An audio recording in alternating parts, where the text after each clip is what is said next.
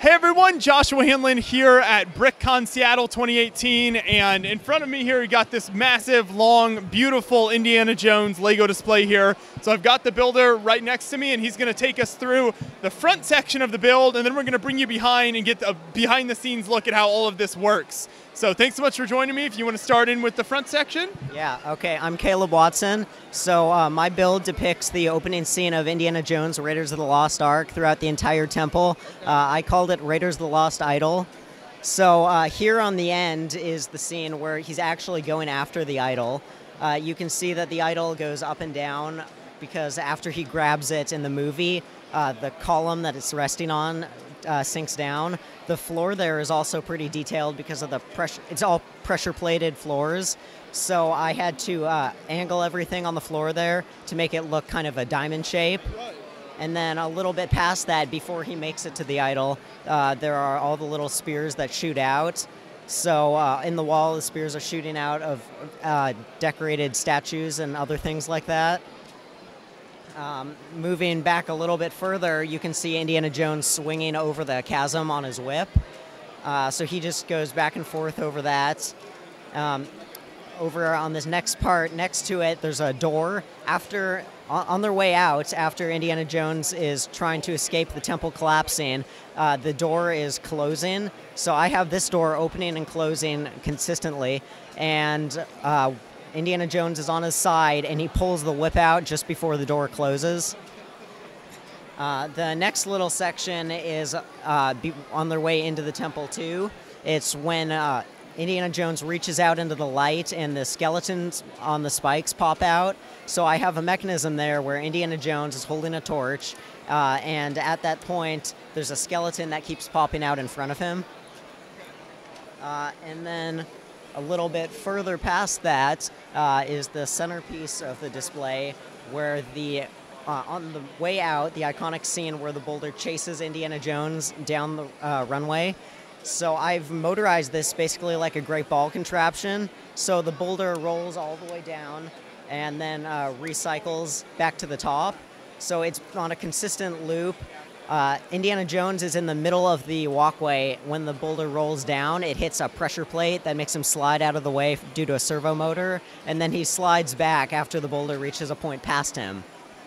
Wow, that's amazing. That's certainly a lot of engineering that had to go into this build then. That's incredible. Yeah, I would say that the boulder section took about 90% of the time on this entire build, even though it's just barely more than half of the entire length total.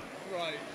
And so then the boulder rolls in here and then kind of comes to the back and restarts? Yeah, a little bit past that, we're back to Indiana Jones and Satipo moving into the temple. So in this part, you can see all of the tarantulas that were crawling around on the floor. So all the spiders and tarantulas move around, and there's one on Satipo's back too. Then right outside the temple, you can see Indiana Jones on the ground, and Belloc is holding a gun on him and about ready to take his prize without having done any of the work. And then in the middle there's a little detail in the back.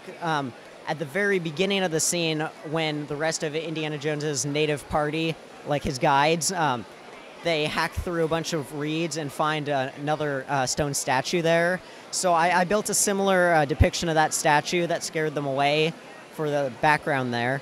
Okay. And then at the very end, Indiana Jones dives. He's running away from the Native Americans, and he dives, grabs a vine hanging from the tree, and swings into the river, where he reaches the seaplane that is flying above on the other side. Okay. Perfect. Yeah, so you've got the whole story there then. Yeah. Yeah, beautiful. So it looks great from the outside, and now we'll stop and come back and take a look at the back part of the build. After Indiana Jones swings into the river, he boards the seaplane. So on this side, I have the seaplane flying over the temple as they're making their escape. Indy in there, the pilot Jock has a pet snake, and as we all know, Indiana Jones hates snakes, so he's holding it displeased in the plane. And I have that one hooked up to a motor too, so the propeller is moving. Okay. Lower in the back here, you can see some of the other mechanisms that are going on. Some of them are more obvious than others. A lot of it is powered simply by cams, just making things move side to side. I have 5 motors total and 1 servo motor powering this whole thing. And there are a lot of really complicated little things here. And then also the mechanisms here, including this one that raises the ball back up, has carried enough load that there are actually bushings that I've had ground into powder. Oh, wow. Yeah, so every once in a while I have to open that up and replace some of the pieces because there's just that much force that it takes, which is kind of interesting. So yeah, it's like you said earlier, it's almost like a great ball contraption type of layout here. So talk about kind of how the ball gets back up there. Yeah, so at the very end, there's a conveyor belt that has some rubber pieces on the top that kind of pull it back onto this. And then for most of the distance, it's powered by a stepper. And on the stepper, there's a conveyor belt that just helps push it along. Because the ball is actually built completely out of Lego bricks, it's not quite round. So every once in a while, it does get stuck in certain positions. So that's what the conveyor is for, is just to jostle it around enough. Okay. And then it just slowly works its way, rolling over to the end. And then I have a rotating system of panels that just slowly push it up to the top. And then as they push it to the top, there's a little trigger that releases the other ball. There are always 2 balls in this cycling at the same time. So one of them is actually above the runway because in the movie, you can actually see the ball when they're walking in the first time. Okay. Yeah. Gotcha. So yeah, you've got one place there ready to go then always. Yeah. So how has this been running for you here? I've noticed there's occasionally an issue where you've got to help the ball along and that sort of thing. So what's been some of the challenges with this build? I mean, in general, all of the challenges circulate around the fact that the ball is just simply not round. Okay. I spent a ton of time on the front because it has to actually hit the pressure plates in order to make the minifigure move out of the way. So I just have to place a rock, run it a bunch of times, and see if that bumps it the correct position. And then just along the back, trying to get the mechanisms to move smoother and have less friction and carry as little load as they possibly can. Okay. Yeah. So when you started on this build, what was the planning like for you as far as making sure both that you had the facade of it that had the great storytelling and then also all of the moving parts in the back and combining all of that up? When I started, my first idea was definitely that this was going to be motorized. Okay. So I wouldn't have done this if it wasn't going to be motorized. And then I started out, I've actually never built rock patterns before this. So I started out just building a lot of rocks along the front and just trying to get that look. Because even if the mechanism worked, if I didn't capture the look, then it wouldn't work as well. So I captured the look and then had to figure out a way to get it back. I took some inspiration from things I'd seen in great ball contraptions, but at this scale and with a ball that's not actually round, I had to do a number of other things to actually propel it in certain positions. Yeah, overall, I feel like I combined them decently well. It took a really long time to get the ball working, and everything else kind of just built past that, you know? No, I'm sure, but I think it did work well in the end. So is this breakdown into sections, or what's kind of the build like here as far as the different areas of it? It breaks down into 4 primary sections. They're all in increments of 16, which is one of the longer pieces that Lego makes.